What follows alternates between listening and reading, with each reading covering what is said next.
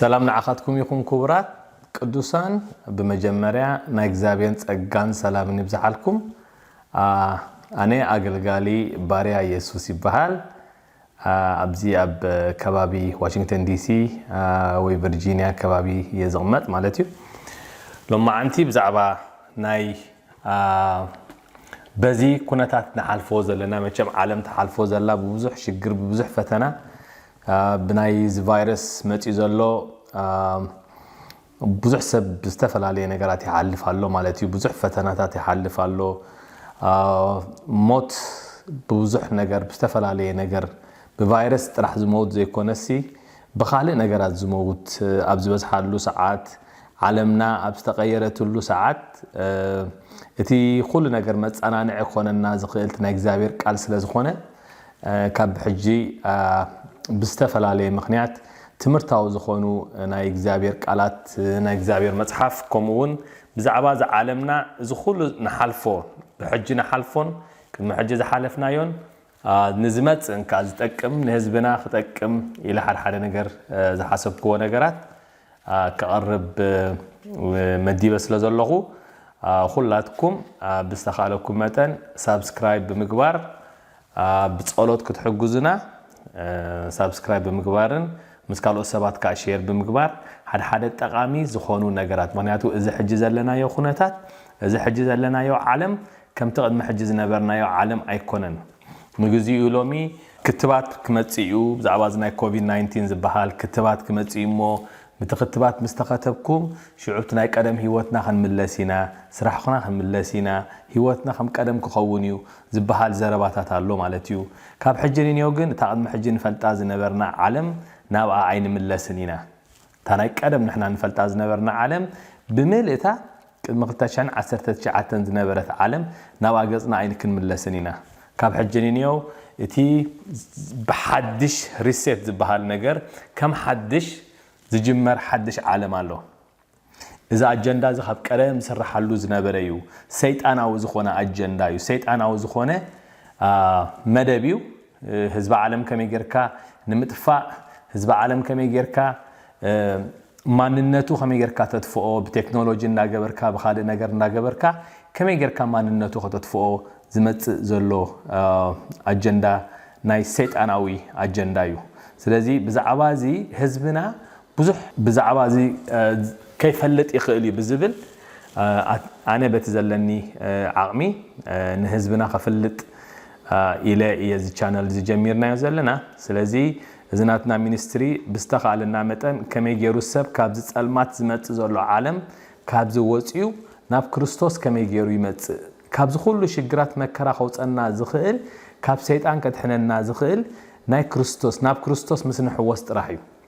ስለዚህ ተዛዓበየ ናይዚ ፕሮግራም እዚ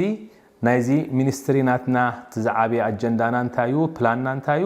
ከመይ ገይሩ ወድሰብ ካብቲ ዘለዎ ናይ ጸልማት ዓለም ናይ ጸልማት ህይወት ወጽዩ ናብ ብርሃን ይኣቱ ምክንያቱ እዚ ሕጂ ዘለናዮ ብዙሕ ምልክታት ከምቲ መጽሓፍ ቅዱስ ዝነግረና ብዙሕ ምልክታት ይዝበና ዘሎ ምክንያቱ እዚ ዓለም እዚ ናብ ምንታይ ደረጃ እዚ ዓለም እዚ ኣትኸይት ከም ዘላ بدحر حجي بستفلالي اندا غبرنا كنقرو بينا مالتيو سب مخانو انتايو سب زغبرو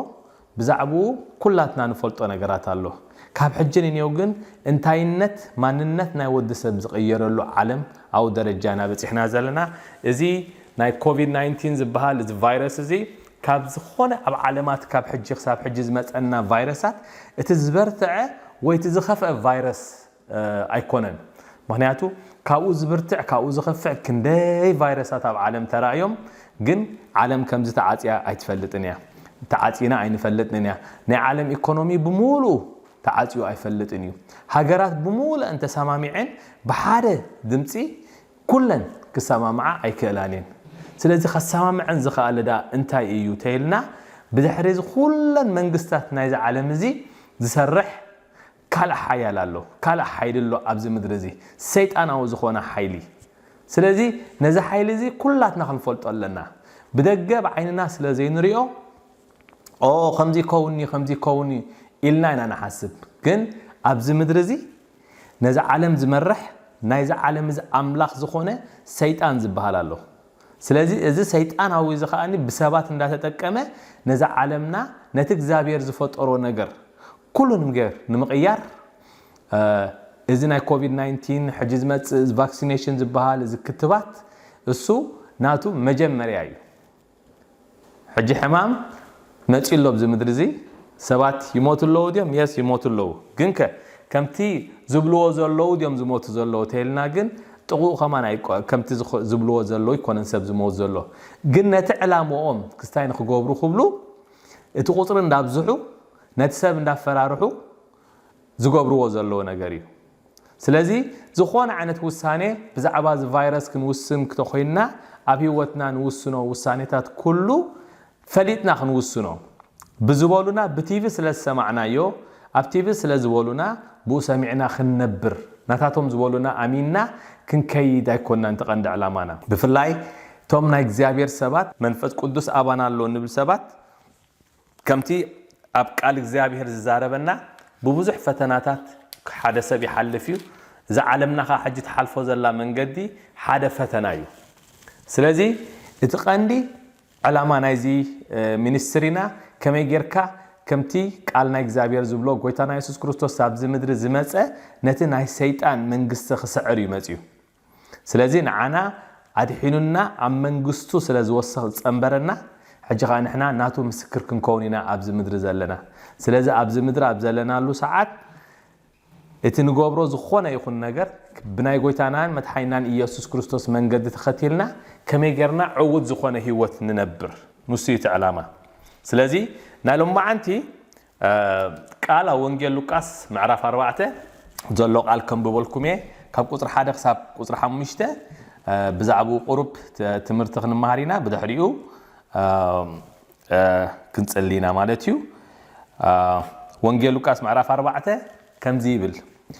ኢየሱስ መንፈስ ቅዱስ መሊእዎ ካብ ዮርዳኖስ ተመልሰ ብመንፈስ ከኣ ናብ በረኻ ተመርሐ ብዲያብሎስ ድማ 40 መዓልቲ ተፈተነ በተን መዓልታትየን ገለኳ አይበልዕን ንሳተን ምስተወዳአ ጠመየ ዲያብሎስ ድማ ወዳ አምላኽ እንተኾንካስ እዚ እምኒ እንጌራኽ ይኸውን አዝዝ በሎ ኢየሱስ ከኣ ሰብ ብኩሉ ቃል አምላኽ እምበር ብንጌራ ጥራይ አይነብርን ጽሑፍ ኢሉ መለሰሉ ይብለና ስለዚህ ጎይታና ኢየሱስ ክርስቶስ ንመጀመሪያ ጊዜ አገልግሎት ምትጀመረ ኣብዛ ዓለም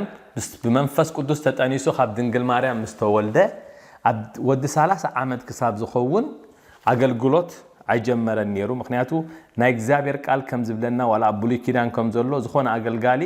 ዕድሚኡ 30 ዓመት ክመላ ኣለዎ መጀመሪያ አገልጋሊ ክኸውን ማለት እዩ ስለዚህ ጎይታና ኢየሱስ ክርስቶስ ኣብዚ መጀመሪያ ወዲ 30 ዓመት ምስ መልአይ መጀመሪያ ጊዜ ክጥምቕ ከሎ ንሪኦ ማለት እዩ ኣብ ወንጌል ማቴዎስ ምዕራፍ 3 ዮሐንስ መጥምቕ ከጠምቆ ከሎ ንርኢ ማለት ኢና ስለዚህ ዮሐንስ መጥምቕ ምስ ጠምቆ ብድሕሪኡ ሓድሽ መንፈስ ቅዱስ ከም ርግቢ ተመሲሉ ናብኡ ክወርድ ከሎ ዳሕራይ ከዓ ሰማይ ክኽፈት ከሎ እንደገና ኻ ድምጽ ናይ እግዚአብሔር ክመጽእ ከሎ እዚ እቲ ፍቱይ ወደይ እዩ ክብሎ ከሎ እግዚአብሔር ንመጀመሪያ ጊዜ ንሰምዕ ማለት እዩ እዚ ምስኮነ ብድሕሪኡ እግዚአብሔር ኣብዚ መንግስቱ ክተክል ከሎ ኢና ንርኢ ምክንያቱ ጎይታና ኢየሱስ ክርስቶስ ኣብዚ ምድሪ ዝመጸ መንግስቲ ሰማይ ሒዙ ይመጽዩ ምክንያቱ ዮሐንስ ኣብ ምድሪ ከሎ እንታይ ዝገብር ነይሩ ናይ ዮሐንስ መጥምቕ አገልግሎቱ እንታይ ነይሩ ሰብ ብንስሓ ክጥምቕ እዩ ጎይታና ኢየሱስ ከዓ ብመንፈስ ቅዱስ ተጠምቀና ነይሩ ማለት እዩ ብሓውን ብመንፈስ ቅዱስ ተጠምቀና ማለት እዩ ስለዚህ ዮሐንስ ኣብ ምድሪ ከሎ መንገዲ ጸራገ ናይ ክርስቶስ ስለዝነበረ ንሱ እንታይ እንዳበለ ይሰብኽ ነይሩ መንግስተ ሰማይ ቀሪባላ ሞ ተነስሑ ቀሪባላ ማለት ትመጻአላ ዘይኮነት ምሳኹም አላ ኣብ ምድሪ መጽያላ ምክንያቱ ጎይታና ኢየሱስ ክርስቶስ ኣብ ምድሪ ስለዝነበረ መንግስተ ሰማያት ሙሱያ መጽያ ታ መንግስተ ሰማያት ኣብ ምሳና ያዘላ ስለዚህ ታ መንግስቲ ትበሃል ኣብ ምድሪ መጽያ ስለዘላ ሕጂ ንመጀመሪያ ጊዜ ነታ መንግስተ ሰማያት ትበሃል ነገር ኣብ ኢዱ ሒዝዋ ዝመጸልና መኒቴልና ጎይታና ኢየሱስ ክርስቶስ እዩ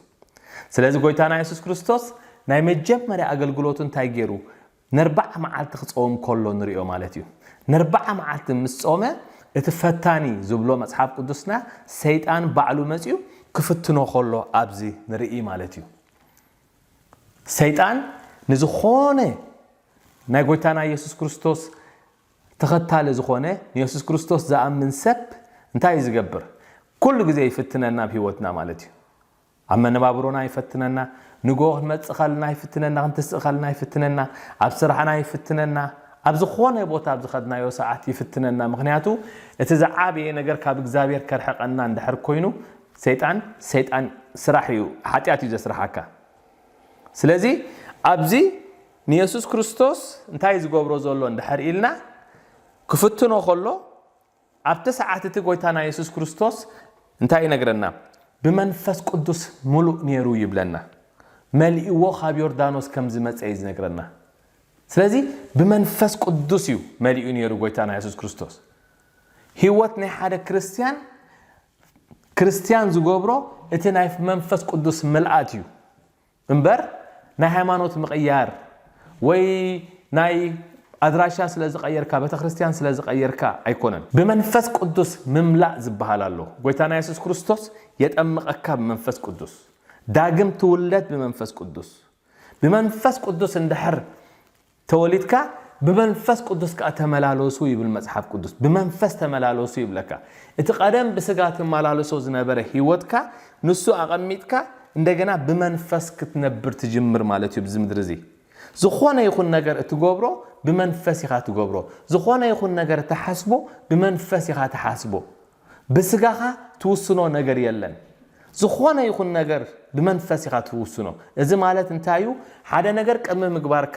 በመንፈስካ ትጽልየሉ ዶ እዚ ናይ እግዚአብሔር ዲዩ ኣይኮነን ትብል ማለት እዩ ፍቃድ ናይ እግዚአብሔር ዲዩ ኣይኮነን ትብል ማለት እዩ ስለዚ በመንፈስ ተመላለሱ እዩ ዝብል ናይ እግዚአብሔር ቃል በመንፈስ ክንመላለስ እዩ ዝዘና ናይ እግዚአብሔር ቃል ስለዚ ጎይታና ኢየሱስ ክርስቶስ ናይ ኩሉ ነገር ጀማሪ ናይ ፍጥረታት ኩሉ ጀማሪ ይብል ኣብ ቆሎሴ ምዕራፍ 1 ቁጥር 15 ቁጥር 16 እንታይ ይብለና ናይ ኩሉ ፍጥረታት ቦኽሪ ምዃኑ ጎይታና ኢየሱስ ክርስቶስ ናይ ፍጥረታት ኩሉ ጀማሪ ከም ዝኾነ ጎይታና ኢየሱስ ክርስቶስ ይነግረና ስለዚ እንድሕር ጎይታና ኢየሱስ ክርስቶስ ናይ ፍጥረታት ኩሉ ጀማሪ እንድሕር ኮይኑ እንታይ ማለት እዩ ቅድሚ ሰይጣን ጎይታና ኢየሱስ ክርስቶስ ይተፈጢሩ ነይሩ ማለት እዩ ስለዚ ናይ ሰይጣን ማንነት ይፈልጦ እዩ ጎይታና ኢየሱስ ክርስቶስ ሰይጣን ግን ንጎይታና ኢየሱስ ክርስቶስ ስለ ዝፈልጦ ክፍትኖ ኢሉ ናቡ ከም ዝመጸ እዩ መጽሐፍ ቅዱስ ዝነግረና ስለዚ ኣብዚ ክፍትኖ ከሎ ብዙሕ ግዜ ፈተና ክበሃል ከሎ እንታይ ዓይነት ፈተና ተልኑ ናብ እግዚአብሔር ፈተና ክንብል ከለና እንታይ እዩ እቲ ናይ ትግርኛ ቃል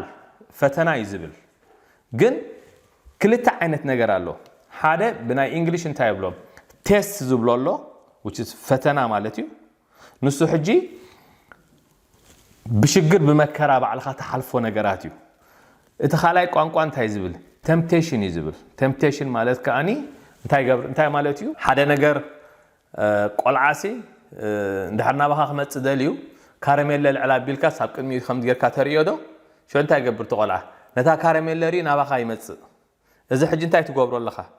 ከም ዝመጽእ ትገብሮ ኣለኻ ማለት እዩ እቲ ናይ ትግርኛ ቋንቋ ስለ ዘይብሉ ቃል ስለ ዘይብሉ እዩ ምግላጽ ከቢድ ዝኾነኒ ዘሎ ማለት እዩ ስለዚ ተሓደ ፈተና እዩ ተሓደኻ ቴምፕቴሽን እዩ ስለዚ ኣብዚ ሰዓት እዚ ሰይጣን ንጎይታና ኢየሱስ ክርስቶስ ብሽግር ኣይኮነን ዝሕልፎ ዘሎ ግን እንታይ ይገብሮ ኣሎ ኃጢአት ንኸስረሖ ይፍትኖ ኣሎ ከምቲ ንቆልዓ ካራሜላ ምጽኻ ተሪኦም ወሽዑ ነታ ካራሜላ ዝመጽእ ወይ ድማ ሓደ ኸልቢ ንእሽተይ ስጋ እንዳር ሒስካ ኸልብና ጎይና ባኻ ዝመጽእ ከምኡ ልክዕ ኃጢአት ንኽገብር ካብ እግዚአብሔር ከርሕቆ እዩ ዝፍትኖ ዘሎ ስለዚ ሰይጣን ኩሉ ግዜ እንታይ ይገብረና ንዓና ንጎተሲና ኣብ ማዕልታዊ ህይወትና ከምኡ ይፍትነና ጽቡቕ ነገር የርእየና ሽዑ ታኽንገብር እንደሊ ነታ ጽቡቕቲ ነገር ክንወስዳ እንደሊ ክንበልዓ እንደሊ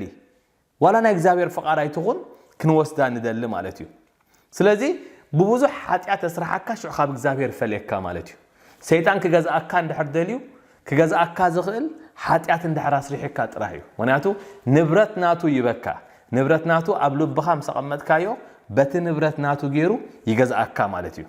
ብድሕሪኡ ገዛኻ ኣትዩ ሓዳርካ ባላሽወልካ ንብረትካ ባላሽወካ በረኸትካ ይኣስረካ ምክንያቱ ንብረት ናይ ሰይጣን ዝባሃል ነገር ኣሎ ስለዚህ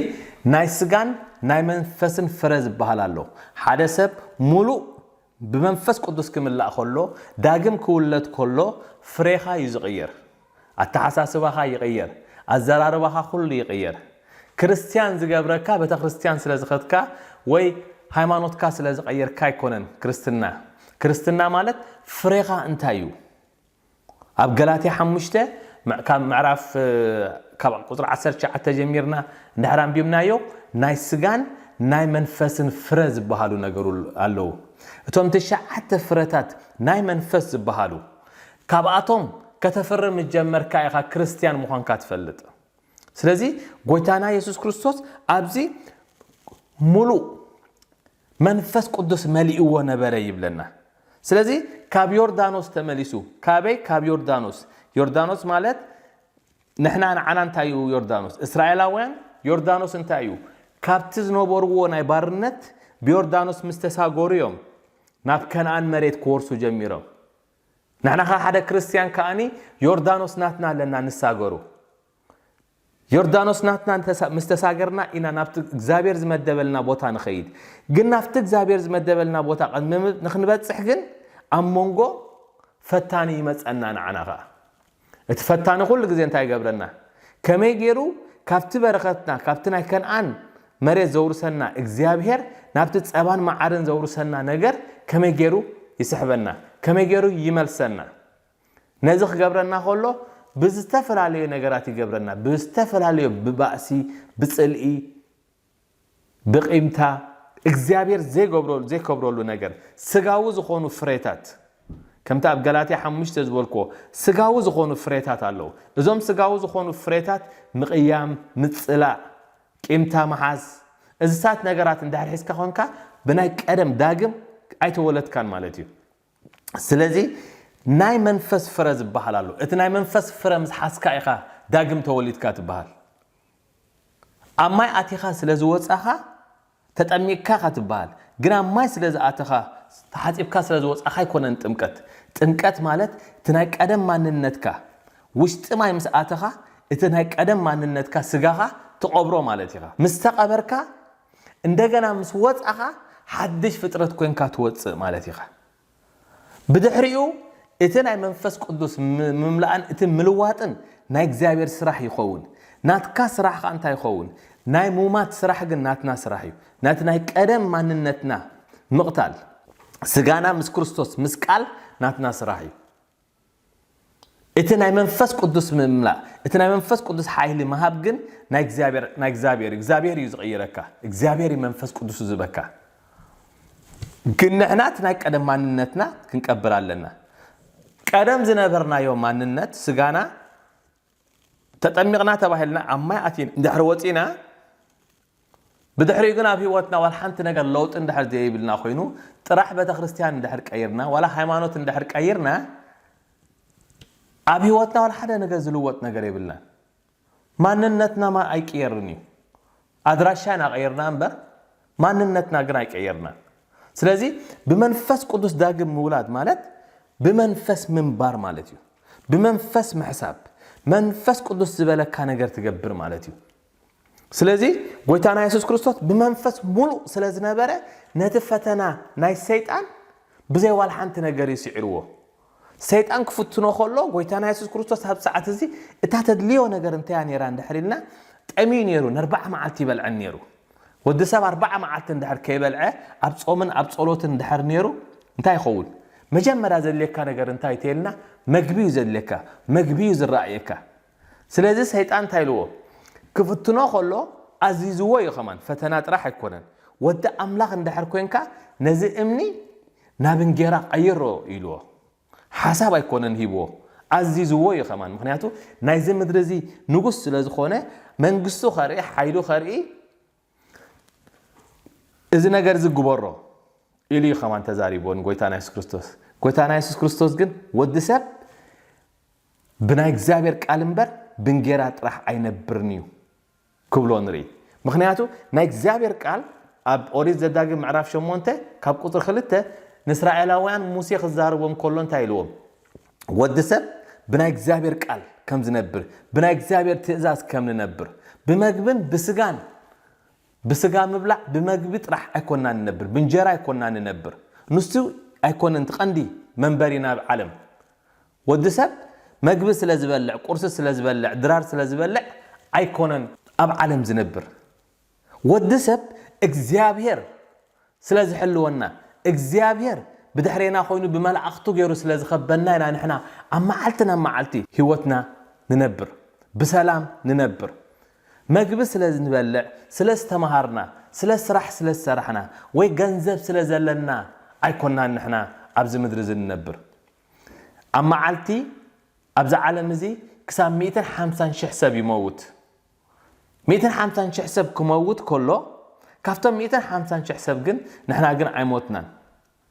لما عنت بز فيديو ندح نرى لنا بهوتها لنا مالتنا أنا حجي بهوتها له توم 250 شي حساب زموتو جن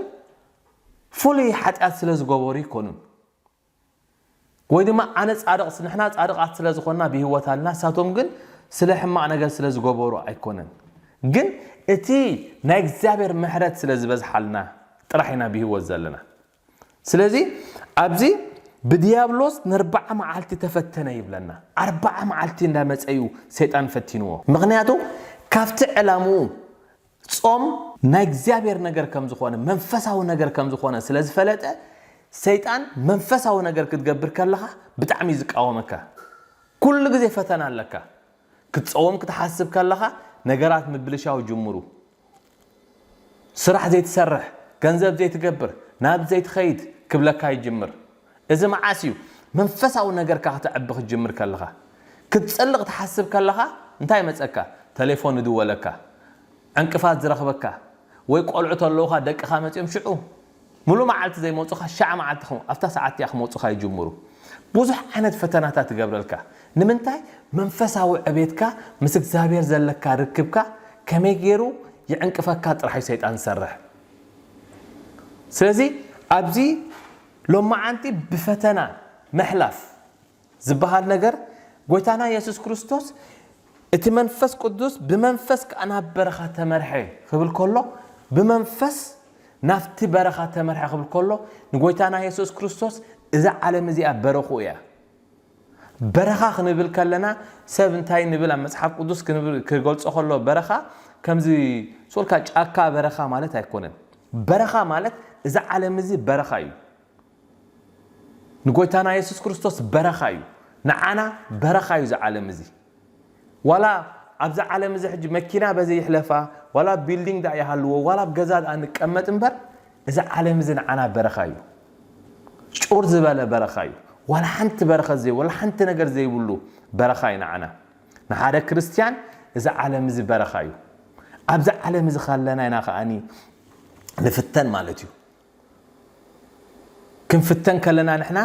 فتنا مالت ناي تمرت فتنا خم مالتيو ناي تمرت فتنا كتفتن كلخا تماهيركا ممهركا حماق سب سلازخونه يكون زفتنكا جن كساب كندي ازني خالخا كساب كندي تماهيركا لخا كفلت اند حردلي ايو زفتنكا سلازي ابزخا بمنفس تمريحو نفتنا وصي قبلنا خلو غويتانا يسوع كريستوس كساب كندي غويتانا يسوع كريستوس نبعلو املاح كوينو خبقع كابانا نلعلي تفتينو لنا اب ابراويان كلته ابراويان كلته 15 انا ابراويان كلته 18 كم زبل قال الله كلته 18 نسو بعلو يفتن كله تسقيمو يبلنا نتوم زفتانو خيرادهم يكالويو نسو بعلو ويتانا يسوع كريستوس بعلو كفتن كم تسقي نغرنا مالتيو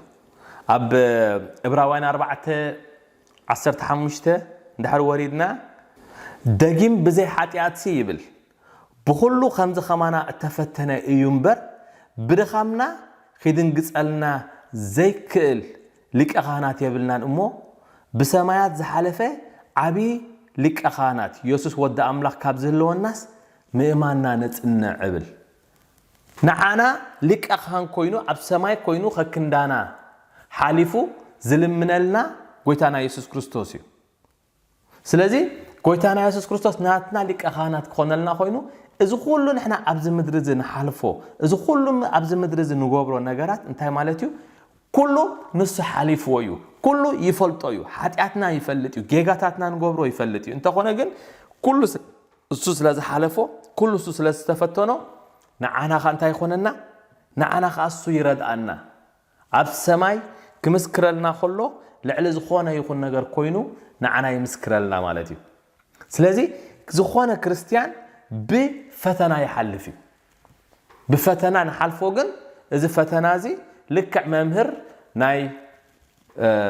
ናይ ሚድተርም ኤግዛም ዝበሃል ነገር ኣሎ ናይ ፋይናል ኤግዛም ተባሂሉ ኣብ ትምህርቲ ንገብሮ ከምኡ ዓይነት ፈተና ይምበር እግዚአብሔር ብስቃይን ብመከራን ክንሓልፍ ዝገብረና ዓይነት ፈተና ኣይኮነን ንእስራኤላውያን ኣብ ኦሪት ዘዳግም ምዕራፍ 8 ክዛረቦም ከሎ ሙሴ ክብሎም ከሎ ን40 ዓመት ዘሕለፈኩም ይብሎም ኦሪት ዘዳግም ምዕራፍ 8 ቁጥር 2 እንታይ ዝብሉ 40 መዓልቲ ኢሉ ክዛረብ ከሎ እግዚአብሔር ኣምላኽ ድማ ይብል በዘን 40 ዓመት ኣብ በረኻ ዝመሃረካ ኩሉ መገዲ ይብል ትእዛዛቱ እትሕሉ እንተ ኮይንካ ወይ ዘይትሕሉ ኣብ ልብኻ ዘሎ ኩሉ ምእንቲ ክፈልጥ ክፍትነካ ኢሉ ከም ዘዋረደካ ዘክር ይብል እግዚአብሔር ንእስራኤላውያን ካብ ግብፅ ምስ ወጾም ናይ 11 መዓልቲ መንገዲ ነይርዎም ክኸዱ ንሳቶም ግን ምጉሩምራም ስለ ዘብዝሑ ናይ ቀደም ህይወቶም ክዝክሩ ስለ ጀመሩ ኣብ ግብፅ ዘሕለፍዎ እሱ መሓሸና ኢሎም ክዛረቡ ምጀመሩ እግዚአብሔር ን40 ዓመት ይዞም ሰባት ዝምባር ከዘድልዮም ኢሉ ን40 ዓመት ናይ 11 መዓልቲ መንገዲ 40 ዓመት ኮፍ ኣቢሎም 40 ዓመት ኮፍ ከብሎም ከሎ እግዚአብሔር ግን ምእንቲ እንታይ ዝብል ኣብዚ ምእንቲ ትእዛዛት ናይ እግዚአብሔር እትሕሉ እንተኾንካ ዘይትሕሉ ተኾንካን ክፈልጥ ኢለየ ይብል እግዚአብሔር ስለዚህ ኣብ ምድሪ ካለና ንሕና ናይ ክርስቶስ ኢልና ድሒና ምስበልና ሓደ ነገራትና ብናይ 5 መዓልቲ ዝውዳእ ከሎ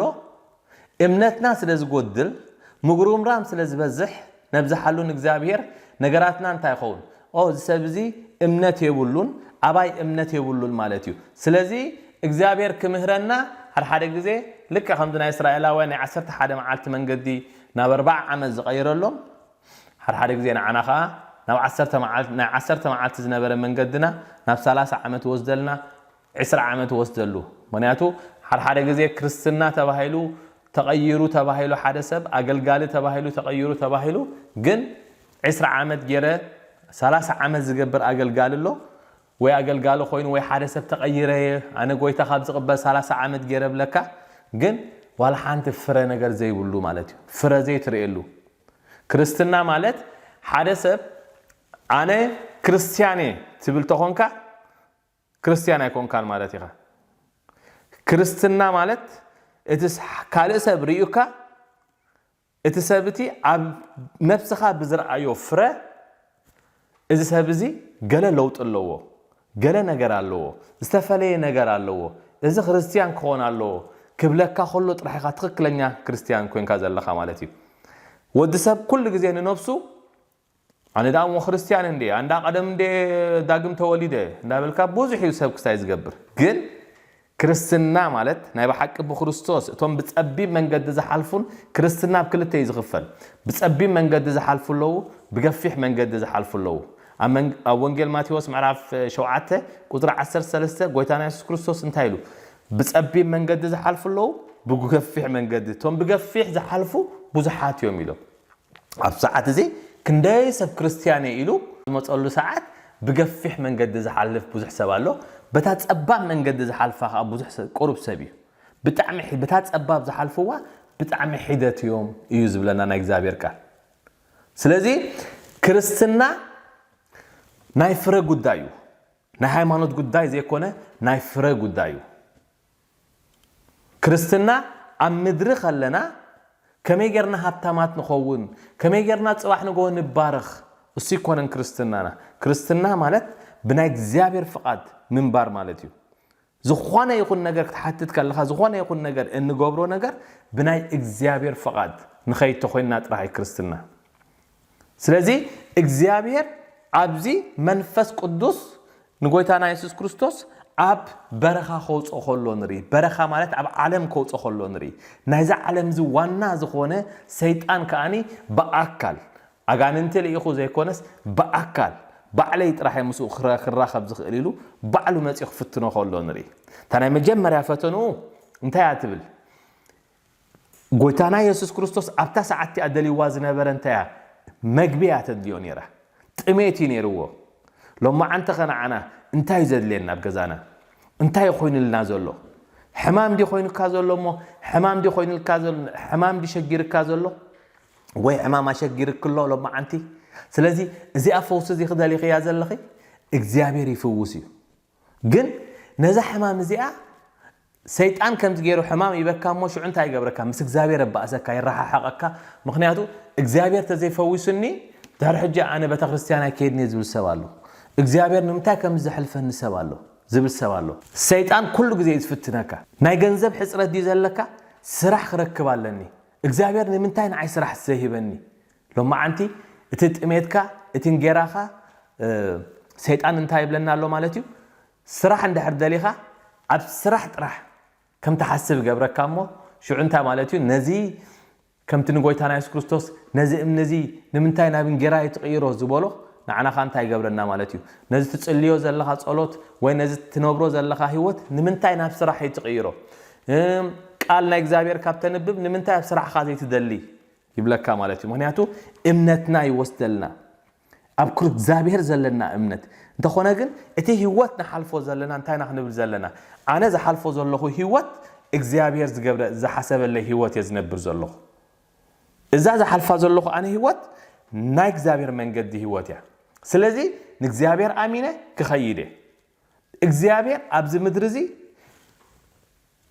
ንገሊኦም ሰባት ሃብታም ይገብሮም ብገንዘብ ማለት እዩ ንገሊኡ ሰብ ብጸጋ ሃብታም ይገብረካ ብዝተፈላለየ መንገዲ በትንሱ ዝጥቀመልካ ነገር ገይሩ ሃብታም ዝገብረካ ኩሉ ሰብ ግን ሃብታም ክትከውን ብናይ ዓለማዊ ሃብቲ ክትህብትም ኢኻ ኢሉ ግን እግዚአብሔር ኮም ይሓስበካኒ ኮም እንተ ዝኸውን ነይሩ ሐዋርያት ናይ ጎይታና ኢየሱስ ክርስቶስ ደቂ መዛሙርት ዝነበሩ በዓል ጴጥሮስ ኩሎም እሳቶም ሃብታማት ክኾኑ ይግብኦም ነይሩ ገዛውትታት ክሰርሑ ነይሩዎም እሳቶም መነባብሮኦም ስጋዊ መነባብሮኦም ካለ ነገር ክኸውን ነይሩዎ በትናቶም አገልግሎት ናይ እግዚአብሔር አገልግሎት ኮም ይኮነን ናይ እግዚአብሔር አሰራርሓ ኮም ይኮነን حسابي حسابكم أيكونن يبل أبتنبيت إسياس معرف 55 أبقدر شو مونته حسابي حساباتكم أيكونن إتن إحنا نحاسبه إجزابير ذا حاسبه يكونن إتن إحنا ديزاين نجبره أبز عالم زلوا هيوت نعو إجزابير ناتو بلان يزلوا ناتو حساب نعي نجزار رسوب بلان اللوه نخال إسب نجزار رسوب بلان اللوه كلاتنا حدا عينت جزا خنبري نخلينا كلاتنا حدا عينت مكينة خدرايف نجبري نخلينا سلازي قويتانا يسوع كريستوس كل نجر نتفتنا ناي سيطان ودسب بقال እግዚአብሔር እንበር እንጌራት راح አይነብርኒው ኢሉ خسعሮ خሎ ናይ መጀመርያ ፈተንኡ ንሪ ብዛዕባ ካልአይት ፈተናን ሳልሳይ ፈተናን كلاتكم كم تفلطوا على أبز مت تمرتي بزعبوخ مهرة مالتيو زانا حجيجن لما عنتي بيسوع كريستوس أبجزاهم يكون أمن نبابروهم يكون بزتفل عليه من جدي زتقمت أزخون عينت نايسيت أنا السرارحة بيتسب زفل على زلوا حدار زبتن زلوا أبز ساعات زي كن دايما إسيات بسنكي زي حمام زجيرو كندي من ساعات ساعات زي نفسهم زقتلو بزحات سبات الله بميديا نخي زرب تخل كيلو مبر عبد ساعات زي أبو أمريكا بزح سب هيزو نفسه يتفع له بإيكونومي جيروم نسب دخا جيروم كمي جيرو نتسب كافت بيزنسو زنوبرو بيزنس زيرو جيروم نفسه أم مدفع سب درجة بس حلو ساعات هزب أمريكا مجمرة جزء أم من جدي لما ناي كوينو بعلمكينا مو لما ناي هبتم لما ناي كوينو نمجبي رجع يسرع الله لأمريكا هزبي إذا كونيلوز تقبل زلوا أجندايو صح نقول نخلو نهزب عالم كما جيروم بإيكونومي حيزوم بتقميت حيزوم أب منجستي كما جيرنا dependent نخون أب تحت منجست ننبر شو عزبولنا نجر كنجبر إلهم زمتسوو حماق أجندايو سيد أنا وزخونا أجندايو إذا نجرزي صباح نجوه أب هاجرنا خيديو أب أفريقيا كلن هاجرات تعاتين ينزلوها أب هاجرنا تقميتن مكران شجرن كوين اللهم خنياتو كل نجار تعاتيو سب بيزنس كجبر هيكلني خسر هيكلني تدي سريع خاميل كاخد نبر تخل سلازي إذا حج زلنا يخونتات إجزابير كردانايو بزتفلالي شجر أب جزاكم يخون أب حداركم يخون بزتفلالي سيطان يفتنكم يزلو يفتننا ينخلاتنا بمن نبابرو يفتننا بجنزب يفتننا بتمرتي يفتننا بكل نجار يفتننا يو أب هوتنا مالتيو كاب إجزابير نخن رحق إجزابير تزهلو نيرو أنا خمزي أي مخون كون نيره نخن نبل مالتيو جن قويتانا يسوع كريستوس كله تفتيلو لنايو كله حليفو لنايو أملاق كوينو خبكع أبزم مدرزي مزيو كندي شجرن مكران رئيل نايو أملاق نيرو أب سماي نيروس أبزم مدري مزيوس أب برخا نيرو قويتانا يسوع كريستوس نحنا أبزم أنا يو هاجر أب أمريكا متينا من بارنا نبعلو عب نجاري سلازي كم مجروم رام كنوص مو إجزابير كأني أبتز دلنا يو بوتان خبص حنا إذن حلفو زلنا فتنا لك خمدنا يتمرت فتنا ناي إكزام نوستو ما ناي فاينال إكزام نبلو كم غيرنا خنوستو سب حدر زواجكم منفس أو خمز لكم فليتكم شجركم بمنفس أو نجار كتفتحوا أبتا خريستيان زلنا خلاتنا بزتفلالي أب هاجرات زلنا زمت زلو شجر فليتنا بتصالوت كنواجو خمز لنا مناتو إذا منفس زي أملاخ نايز عالم زي يبلو أبكالاي قرنطس معرف 4 قطر 4 أملاخ نايز عالم زي نتي كبر ناي كريستوس نخيريو يعنتو معورهم يبل نبوز حسبات سيطان يعنتو خاي عوركايو بفلاي حجي بتكنولوجي بستفلالي معبالن دا تبهاله بتكنولوجي بتيفي دا جبره سب فوكسو بمولو أبو بمقبار كما يجرو خاب إجزابير يرحق كما يجرو تناتهم أجندة يقبرو إيو تقند علامات زلو سلازي أنا بستخال النمتن بتزفلت ونجر بتجزابير ذهبنا عقمي بستفل عليه نجر بزعبة بزستخالم إذناتنا مينسترينا كما يجرو ناي سيطان منغستي كما يجرنا نقالصو سيطان تزعابي يسرحون تايو تيلنا كم زيله إيو سبز فلتو بزع سبات انت يوم زبلو كلا سيطان دا يلن انديو بلوخا تسعيرون ديو سيطان دا يبلوخا سب كوم يزبل ونياتو سيطان السايز داليا كم زلو بزمدرزي كفلتو سبا يدلني سلازين تخقبر اللو مالتي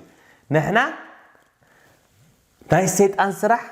كقالت ود أملاخ نابز مدر مزعي زبل سلازي سيطان زبها لابز مدر اللو من نبابرونا هزب زحازه حمام زفتره شجرات زفتر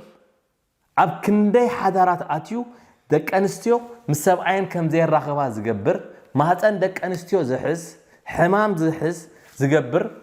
نخي ولدا زجبرن إزي بتستوها بنا ناي ولدنت سلطان تمنن أنقربيتن كتروقصو كل حيل نايت على خطفروتو سلطان توهيبكم يلو خم تصحفه بيسوع كريستوس سم زخونا عينت نايت على السرارحه ناي سيطان السرارحه كم تابلوقاس 10 قطر فودا 10 عته زلو مالتي اغزابي قوتانا يسوع كريستوس ندق مزامورتو سلطان هيبوم تبايلو خم تصحفه نحنا قادق مزامورتن دحر كوينا ناي بحق بتناي اغزاب ناي كريستوس منقد اندحر نختل كوينا اتناي اغزابير منفس اتن قوتانا يسوع كريستوس كموت دتسو منفس قدوس زبحال ابانا ينبري ابرومي شومنت 11 انت يبلنا اتي نقويتانا يسوع كريستوس كموت دتسو منفس ابانا حديرو خمز خونه يزنقرنا إذا منفس إذا أبانا اندهر حديرو زخونا عينت نايت سألعي السرارحة ناي سيطان السرارحة أبزي مدرز قبر نقر نحنا نخنا في الرس إكزابير ملوء سلطان هيبو ناي سلازي بيسوس كريستوس زخونا عينت ናይ ጸላ ኣሰራርሓ ኣብ ቤትኩም ዘሎ ኣብ ስራሕኩም ይኹን ኣብ ሓዳርኩም ይኹን ኣብ ዝተፈላለየ ነገርኩም ዘሎ ብኢየሱስ ክርስቶስ ስም ነፍርስ ኣለኹ ብጎይታ ብኢየሱስ ክርስቶስ ስም ዝፈረሰ ይኹን بيسوع كريستوس سم أبيتكم زنقساقس ناي صلا السرارحة زخونا عينت منفس ناي እግዚአብሔር زي كونه منفس زفرس يكون باركس እግዚአብሔር ባርኩኩም نزنا يلوم ما أنت تمرتي سلستخاتاتلكم